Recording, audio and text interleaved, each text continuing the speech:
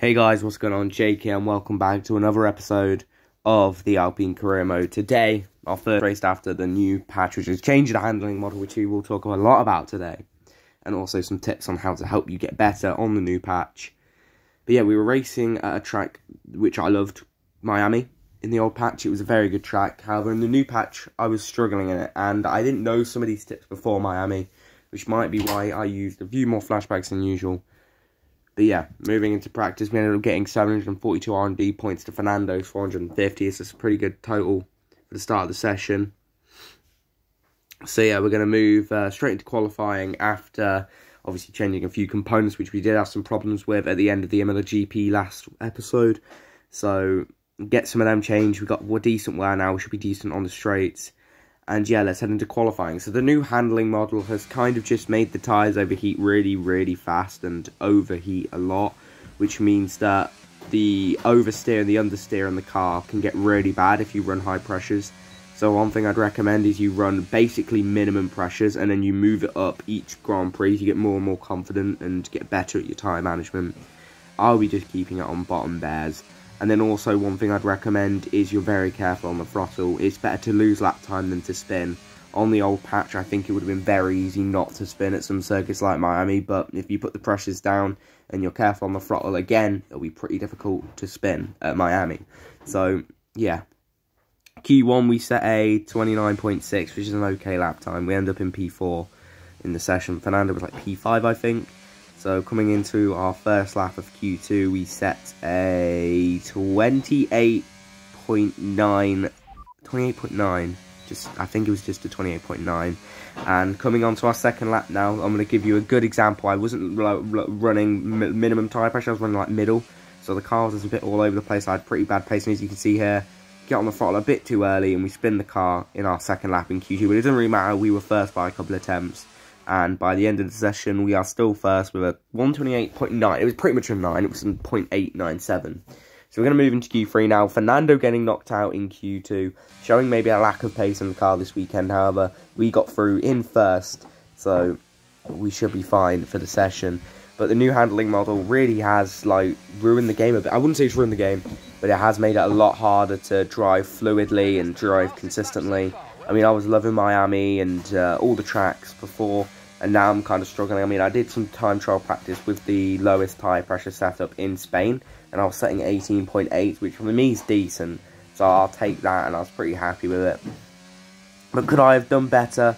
Potentially. But yeah, let's just get on with watching the qualifying here, as we are coming towards the end of our Q3 lap now. I think this is our final lap in the session. So yeah, let's watch it all the way through. We are currently a 10th down on the lap. However, I know there's a bit of time that can be gained on this exit here, as long as we get a decent one. We do get a very good exit. We're going to end up gaining a 10th by the time we get down to the next corner. So the clip's going to cut off in just a second, and we're going to head towards the end of the lap, where we have gained a total of 1.5 tenths. Coming into the final corner though, it's a bit of a messy final corner. We get a poor exit, we get a snap of oversteer, and heading up to the line, we're going to be 1.25 tenths up, setting a 128.9, which is about a tenth off our Q2 lap. No, actually, we go quicker than our Q2 lap by a thousandth, and it's only good enough a second as Charles Leclerc gets pole by 2.5 tenths from Sergio Perez to Lewis to Max, into the grid lineup now. Again, let's take a quick look at the grid lineup for today's race. Charles Leclerc lines up on pole position, and Cox completes the front row. Looking at the rest of today's grid, we have Perez, Hamilton, Max Verstappen and Sainz, Bottas, Norris, Russell and Pierre Gasly, Fernando Alonso, Magnussen, Daniel Ricciardo and Tsunoda, Mick Schumacher, Vettel, Guan Yu Zhou and Alex Albon. Latifi and Lance Stroll brings the grid to a close. Boys, so this race we were looking to go for a hard to soft strategy. However, that didn't pan out as the tyre wear was pretty bad, because on this new patch they've made tyre wear worse. They've made the AI better. So 80% AI is a lot harder now than it was before. So it's going to be a lot harder than it was before. So you just need to watch out for that. AI is going to be a bit harder, so you might need to tweak it. Tyre pressures are going to be harder. It's just a harder game now. I mean, they've said they've made it more realistic to real life, but I was enjoying the game before personally. I'm not enjoying it as much now, but I don't hate it either. I mean, when I first jumped on the game on the new patch, I hated it. I've got used to it. I've signed out some setups. I mean, turning the front toe up as well, I've heard is pretty good. I mean, in Spain, I had a setup I was using before the patch. I put the wings down because I'm in an Alpine, which has no straight line speed compared to some of the other cars. I then put the front toe up a little bit. I put the brake pressures down, the tyre pressures down, and I ran that. But yeah, the reason why the start was missing is because the footage corrupted, but basically Lewis Hamilton got ahead of us because he was on mediums. I let him pass after, I think it was like half a lap. We didn't really go for Leclerc in turn 1 because it was a bit of a dangerous move to go for, especially with him on the mediums. Talking about drivers on mediums, here's Carlos Sainz on the mediums, so we're going to try use him as a DRS train to pull us along, keep us ahead of the Red Bulls, who are going to be very, very feisty in this race. So now coming on to at the end of lap number 5, we are going to be staying on the back of Carlos Sainz here. Just going to keep using him as our DRS tow. We've been using him for like the whole lap now. We're actually staying quite close to him, so we should be able to stay close to him for the... Oh no! The yellow flags, Carlos is off. The Ferrari master plan, the Ferrari reliability problems, and it is a Ferrari DNF again. Oh, Carlos. He is out of the Grand Prix, boys, and that is it for him. His race is over. And so is our DRS train. So now when Perez gets past us going into lap 7, we have nothing to respond with. He gets us into that hairpin, and there's nothing else we can really do other than maybe try use him as a DRS train, which we do for like 2 laps, which I was very happy with. Managed to use him for 2 laps until we dropped out of the DRS on lap 9. And now we had Max Verstappen behind us. Probably going to try close in. As you can see, going on to the end of the lap, we got Max closing in now, going to go round our outside. We're going to hit outside in order to keep the position. We're going to give Max the room on the outside. We're going to room off the road a little bit. We're going to stay ahead, going into turn 2 and turn 3. And now coming to the end of the lap, Max is going to go for it again on the final hairpin, trying to go around the outside. We are both on hard compound tyres, so this is for position. And we just stay ahead once again. Is Max going to get another chance on the straight? He is. He's closing. We're going to try something to the outside. He goes to the inside anyway. And we banged tyres a little bit there. I don't know if there was any wing damage there for Max, but I highly doubt there was. But yeah, Max eventually does get past us, as I'm saying. Like, you know, you're not seeing it. But yeah, on lap 11, Max gets ahead of us. We're going to use the DRS and some ERS, and we're going to get in the slipstream with Max. We're going to send it down the inside, going into the Mickey Mouse section of the track. And we do get ahead back up into P4. Now, coming to the end of that lap again, guess who it is? Max Verstappen down our inside. As we come into the final corner now, and we're just not going to dive on Max this time. We're just going to try and get a good exit, but we get on the curb a little bit. That is a poor exit, and we will probably not be able to respond to Max Verstappen, who is ahead now. But Leclerc and Hamilton both pit now, giving the lead to Checo. P2 is Verstappen, and then it's myself in P3 with Fernando boxing as well this lap. Let's see if he can get some points. But then coming on to lap 15 or the middle of lap 14 now, we have George Russell to fight, who is also on the medium, so he should have better pace than us at this stage. But as you can see, he's got past us there, and he's just holding us up through the section. We're going to try set him up for the back straight. We're going to try get ahead of him on this straight. So yeah, I don't know how good our exit was there, but it doesn't seem like it was that good. But we have Lando Norris behind us, and then on to lap 18, we box off our hard compound tyres. I think Russell came in with Norris that lap, so we had a bit of the track to ourselves, and we box for a set of mediums, which should give us superior pace to the end. It is an optimal turn-in, and let's see how fast our stop's going to be. 2.3 seconds, so it's right in the middle of the optimal times. No mistakes on our pit stop yet so far. Also, no mechanical failure so far, which I'm just waiting for. There will be a mechanical failure eventually. So yeah, just wait for that. It'll probably be when I'm leading a Grand Prix.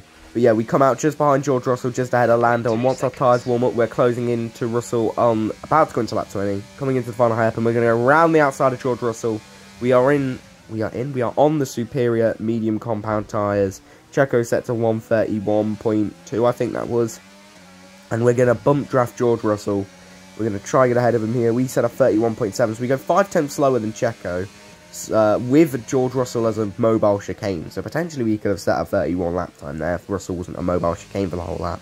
So moving on to lap 22 now, we are quite we did see up a bit of time because we did stay ahead of George for a bit. George tries to go up the inside there. If he'd have gone up the inside, that would have been a very dangerous move.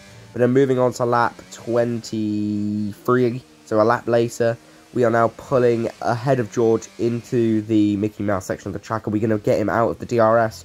We are going to get him out of the DRS. Coming across the detection zone, he's 1.2 tenths behind, which means we are going to be ahead and out of the DRS now. And then moving on to the final lap of the Grand Prix, nothing else really happened. We pulled 2 seconds on George Russell. We pulled 8 seconds or so on Lando Norris.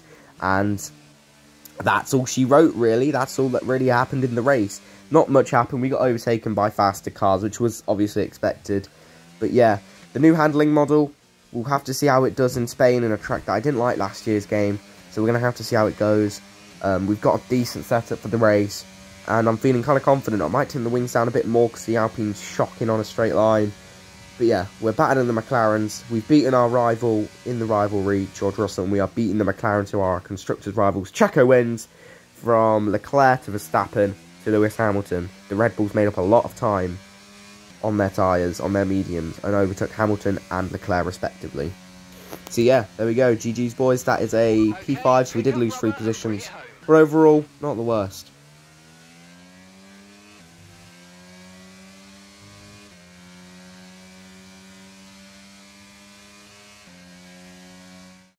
And that's the checkered flag. What an amazing victory in what has been a...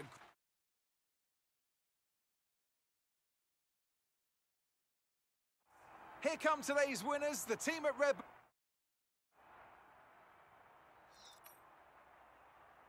Right then, so the podium was obviously Verstappen to Leclerc to Verstappen, but what? Perez to Leclerc to Verstappen, then it was Hamilton, myself, George Russell, Lando Norris, and then Alonso got P8, well done Fernando. We dropped like a stone because of our inferior pace on the hards, but yeah, I mean, we could have been in the mix today if we'd have sent it on Charles Leclerc on the first lap. But yeah, in the driver's title now, we've dropped to 4th in the championship, but that's still decent, and Alpine are 3rd.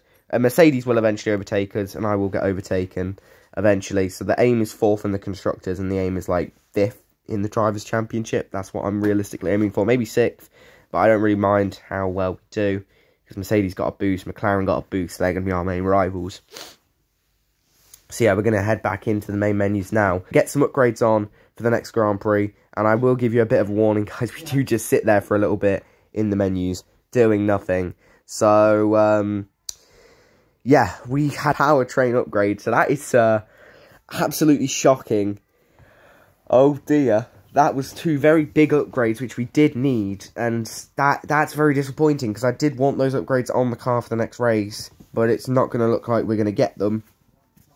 As you can see, we kind of just sit there for a little bit. I think I was just messaging someone after the race, so like, oh yeah, because I was literally about to go out as I was recording this. Yeah, we finally realised that 2 parts failed. It was an ERS thing and a fuel thing, so they were quite important ones. We then get 2 downforce upgrades come in, and then we're like, oh, well then, the powertrain upgrades did fail. Let's go re-put them on. Will they be back in time for Spain? Yes, they will actually, because we have a 2-week gap to the Spanish Grand Prix, because we're not doing Monaco, thank God. So yeah, we should have a bit of a gap now to Spain, which we can do some more upgrades, and we do a chassis upgrade as well. Oh, and we failed the chassis upgrade. I know we were expecting some new developments to come through. Brilliant. We failed the one upgrade we wanted, so we're going to have to put that back on, and it won't come until after the Spanish Grand Prix. But there we go. That is all the upgrades from today's race. We get P5 Miami, which is pretty decent considering how poor we have been on the new patch. But yeah, that is all. We're not going to be moving the AI up or down. Thank you for watching. I'll see you next time.